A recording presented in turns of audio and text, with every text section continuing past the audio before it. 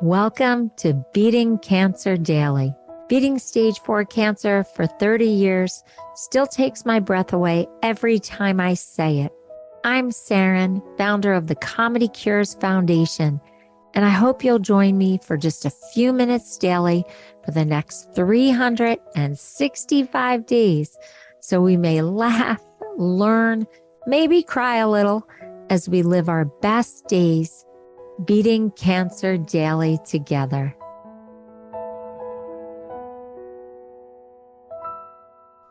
I had to have her come back because Missy Hall, our comedian friend, breast cancer survivor that we've been talking to through her whole journey, said a phrase the last episode that we did together on Beating Cancer Daily that was really interesting to me. And I know it was interesting to you also because people wrote in about it and wanted to know more about biological innocence being taken away.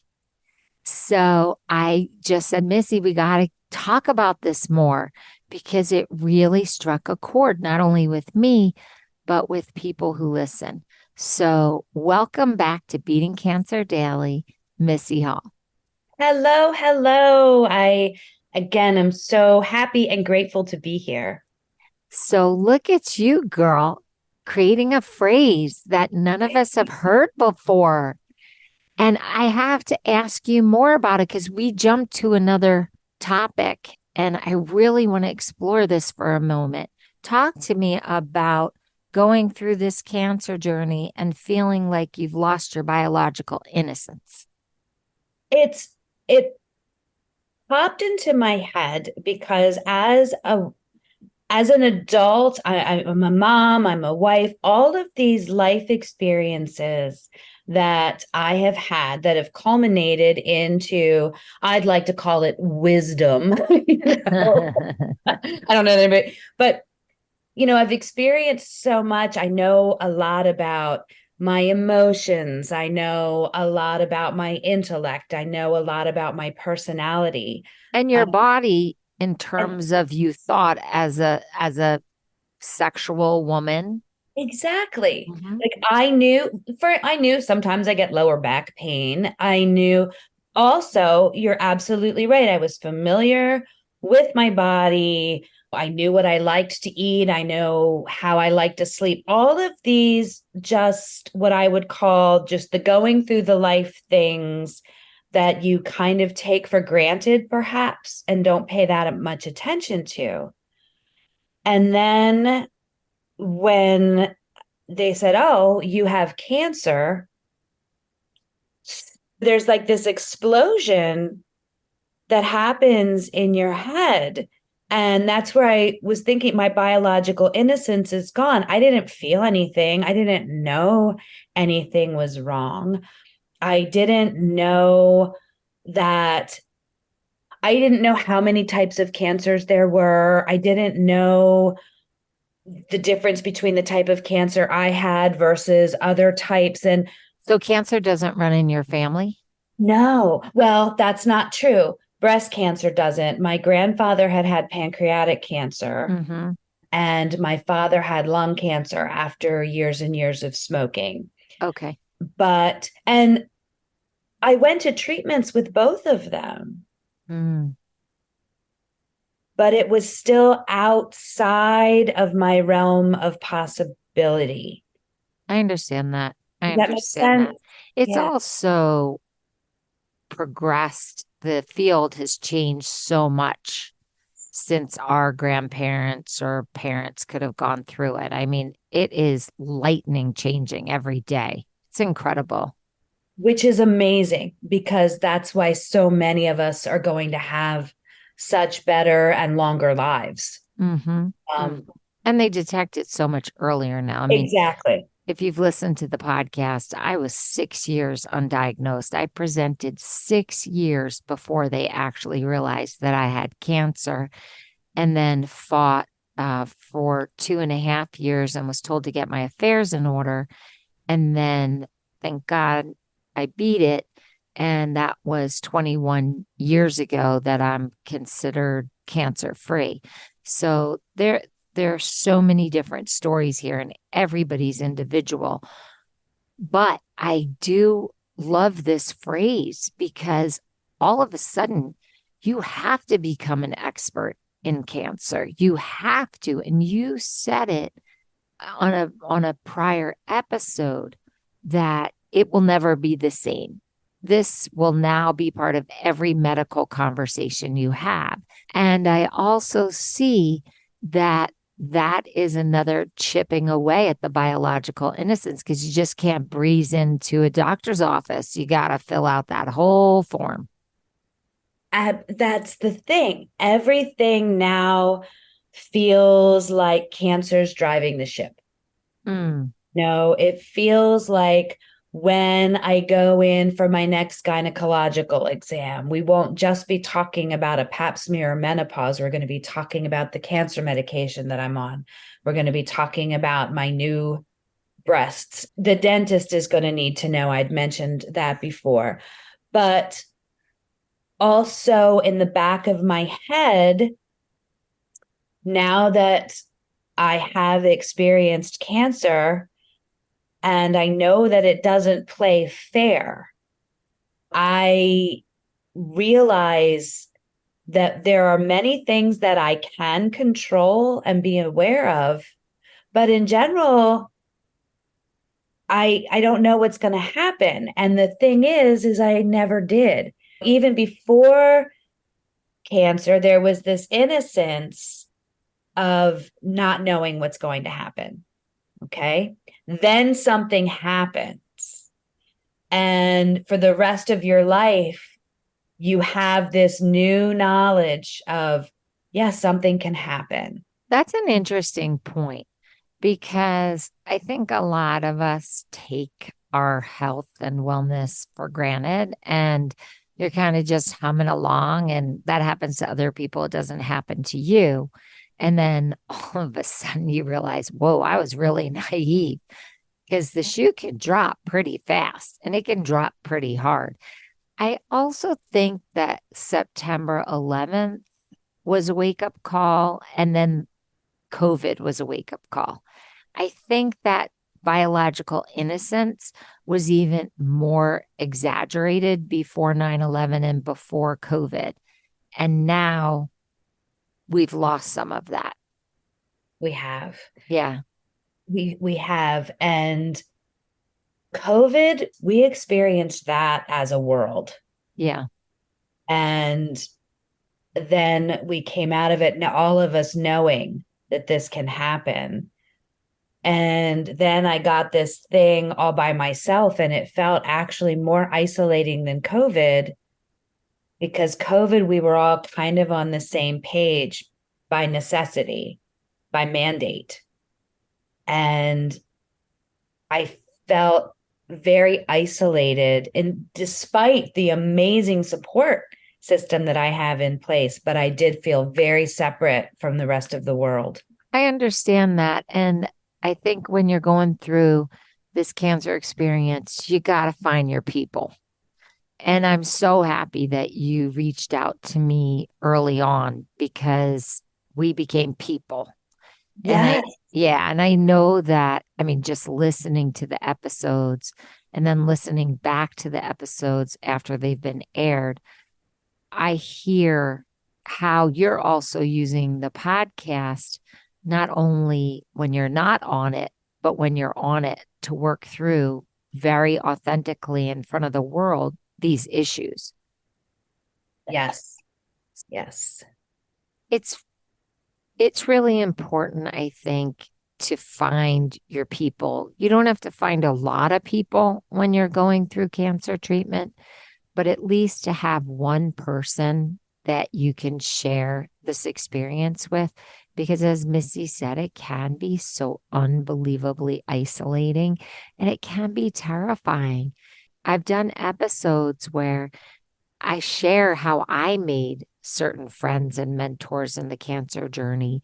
One of them's called Cancer Elders, and another one is called Cancer Humor Buddy.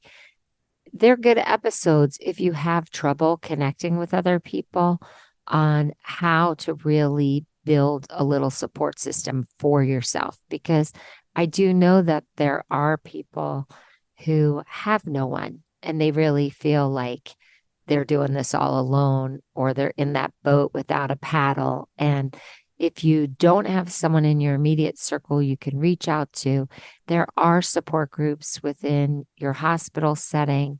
You can ask the social worker or the psychologist or doctor or nurse where you're treating. But there are national and local organizations that can also help you through, from the American Cancer Society to very specific associations that are related to your specific type of cancer. So no one should ever feel like they have no one to talk to. Yes. And one of the beautiful things that I have seen is there are so many people willing to connect. There are people that are like, hey, or and organizations are like, we're out here and we do have easy access to each other now, even just via Zoom and things like that. There's so much access, and I'm so grateful for that for everybody. But For Missy, you've also become an advocate. You're helping people. You've talked about how now you hear the word cancer everywhere and you walk up or you interject and you're starting to support people. And that's pretty amazing because I can tell you from just starting the ComedyCures Foundation, my first chemo treatment from my chemo chair, that that has given me as a single mom who was going through a divorce so much light and fun and energy and volunteers and people to just go through this journey with me and now my survivorship. So if you are the kind of person that does enjoy helping other people or you want to try it for the first time, just reaching out and helping somebody who's a little behind you in the process of going through cancer, you might find that super gratifying. And that can also break down the isolation. I agree 110%. I spoke with a woman online yesterday who she's only a few steps behind me, but they're drastic steps. She hasn't finished her radiation yet. And she was asking me what I experienced after. And I know that it felt good for her to get to have a conversation with somebody who just went through it. And I know that I got to feel like a steward or somebody's big sister, kind of like, okay, no, we can do this. We can do this. And it's familiar territory for me now. And whatever's unfamiliar, I can at least tell you what I saw or what I experienced. And it really does feel very good. I think that because of my career in comedy, I've always had the urge to bring people up and to get to almost quietly nurture in another way feels good for me as well. Well, that's so interesting. I just got the visual of that. I'm a really visual person, so I create images when people speak. And I've seen Missy perform many times. So I have this image of you on stage, so animated, playing with your hair, just laughing with the audience because you have that great giggle. And now I just saw this other side of you who's just being a very sweet nurturer of people and quietly just connecting, which is so different from the way that you connect on stage, which can be like really hilariously bombastic when you get going. And now just seeing this side of you where you're just really being like a whisper. How interesting. It's very different for me.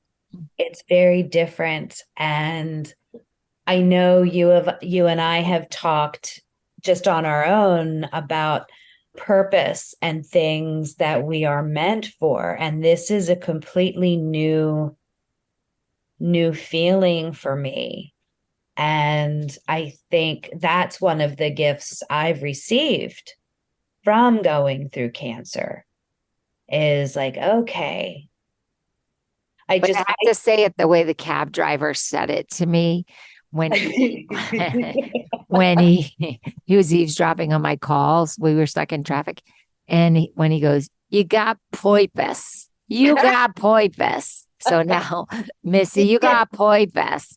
No, I want to open up this thought that this experience can really help you think about why you are here. Like in the big question, like, why are you here? And without getting super religious or super spiritual, even though I know both of us really are faith filled, just from this conversation of why are we here? What could this have opened the door for that you weren't seeing or doing before you got this diagnosis that might be something you want to see or explore or give back now that you've had your life threatened, basically? Is there a shift happening? And I always say this on episodes. You may never want to help another person, and that's okay. You may want to go right back to your life, have nothing different, try nothing differently, and not search for your purpose. And that's okay too. I don't want to put any pressure on anybody to feel like they have to make some grand changes in their life. I'm just saying, from helping so many patients and survivors, that I do see this trend that people will use it as an inciting incident to propel themselves forward in their own hero journey on this earth. And that was a little throwback to Joseph Campbell and the whole myth journey and why we're here, and the hero journey, which is used in films. I think that with the loss of the biological innocence, there's been a lovely cushion of, in my case, wanting to be a steward for others. And as you said, I would certainly not want to put pressure on anyone else. I'm picturing you sitting there listening, going, oh no, I don't want to do this. I just want to stay home. This is just my experience. I would never want to try accounting, but it's just, I feel like the innocence that was lost does get some light in its place. Have you thought about developing this into a comedy set about the biological innocence? I haven't, because I was writing it more in my journaling, just what it felt like to me. And I was thinking of it more in terms of a talk going, like a TED Talk? Like a TED Talk kind of a situation. If you want me to help you with that, I can, because I gave one. So that would be they're really fun.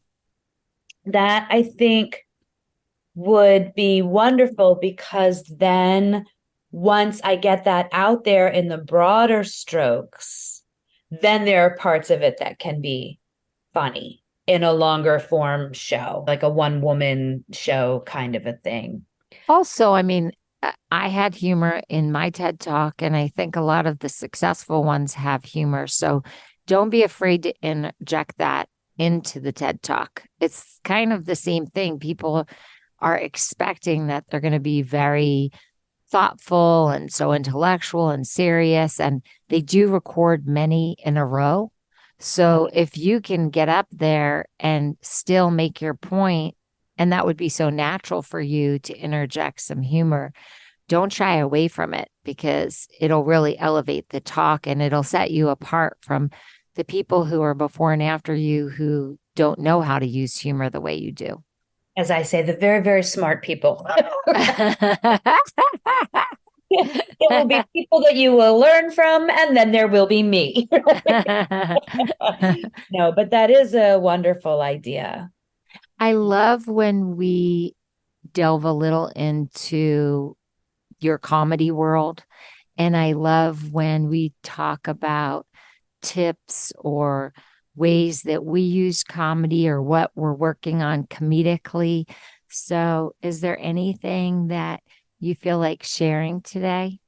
One of the things that I think, honestly, and this is a tip that could work for anybody, but one of the things that I like to think about is just some of the words of procedures and the big words like we're going to do your oncotype score, all of these big girl words, as I call them.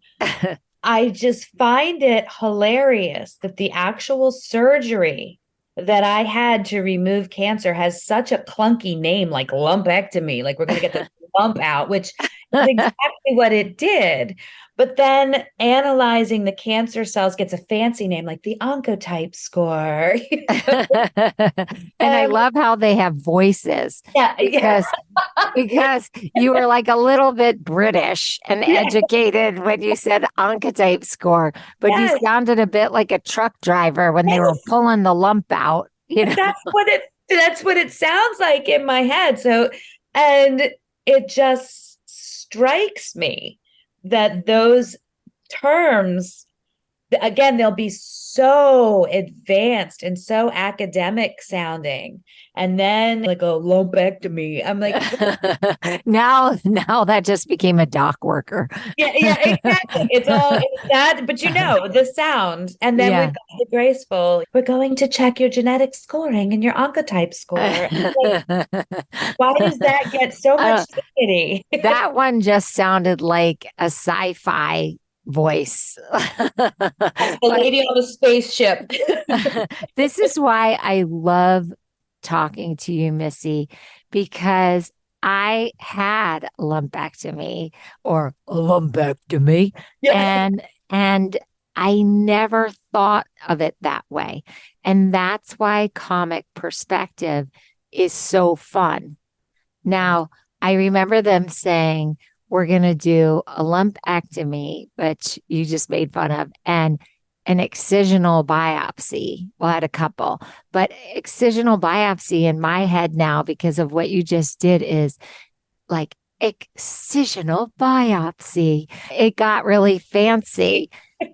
And I wouldn't have thought of it that way until you shared it. And that's why I love talking to comedians. I love going out to eat with comedians because they let their funny freak fly and you get to hear the crazy in their head and why they see the world in such a different way. And so when we all get together for a meal, there's like this frenetic pace of funny that happens, and you walk away with so many different worldviews. I think we should put the world's problems at a writer's table and let us dissect them with world leaders around us so that they can really hear how we hear them. Yes, that I'm in. That I am signing up for that.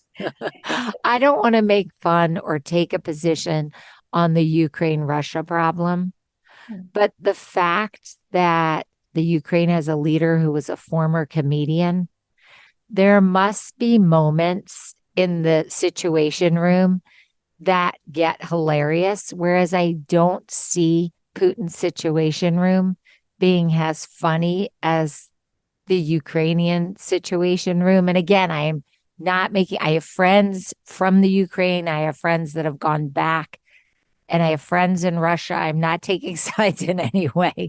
I'm just saying that adding comic perspective into world events might help the world have some more peace. I agree because if you think like, okay, what if we sent a toddler in to talk to the world leader? Now, if you have a 3-year-old looking at you, what is that? What are you doing? Can I go here? They're like, okay, well, do whatever you want. Just stop talking. It could totally work.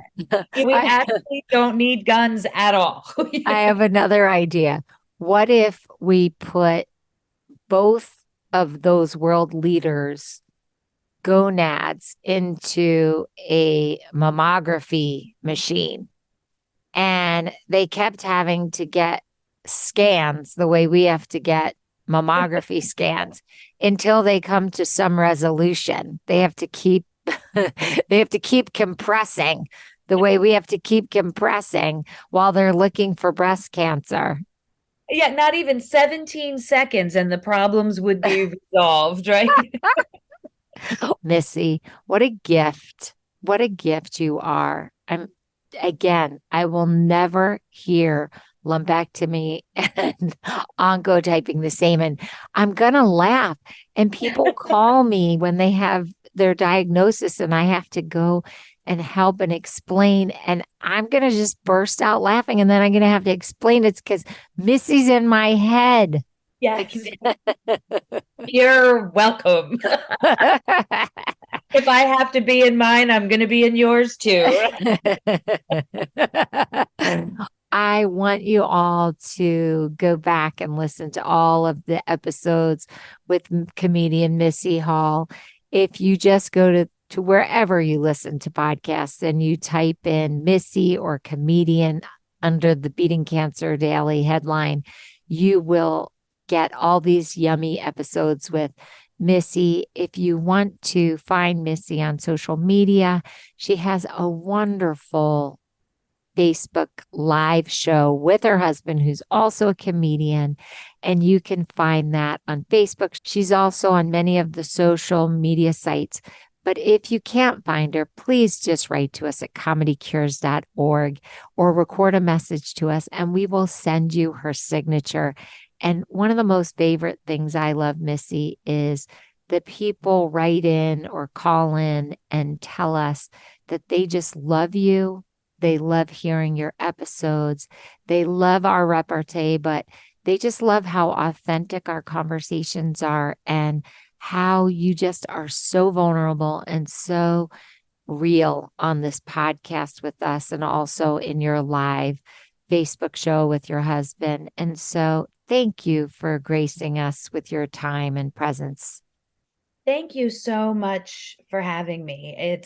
I enjoy it so much. It does me a world of good. And especially knowing that others might be getting something out of it is just really the happiest thing I can imagine. So thank you. I think the listeners should really understand that you make a difference for us too. We're having a ball here, right? I mean, I have done hundreds of episodes now, and I still love doing it. And you guys influence us. What you share with us really means a lot. And so just being able to come every day and have the life force and the strength and the humor to do hundreds of episodes is such a blessing for me too. And I know I brought Missy and Jackie into this, and we're all just so grateful that you tune in from all over the world. I mean, we have surpassed 35 countries already in just a few months. So thank you all. Have a blessed day, and I'll see you tomorrow. I hope you guys know this, but Beating Cancer Daily is a listener and donor-supported podcast and community. So if you have some extra change, I'd love you to go to ComedyCures.org and make a donation today of whatever level is comfortable for you. And it will be tax deductible to the extent allowed by law, because ComedyCures is a nonprofit 501c3 organization founded from my chemo chair, April 1999, and we've been going strong ever since. So please consider making a donation today and help our community and this podcast thrive. Thanks so much. See you tomorrow. Guess what time it is? It's time for me to read the disclaimer. Beating Cancer Daily and the membership circle are not in lieu of medical advice or treatment. They are for entertainment purposes only. Please consult your healthcare team to review your best strategy. Thanks for listening.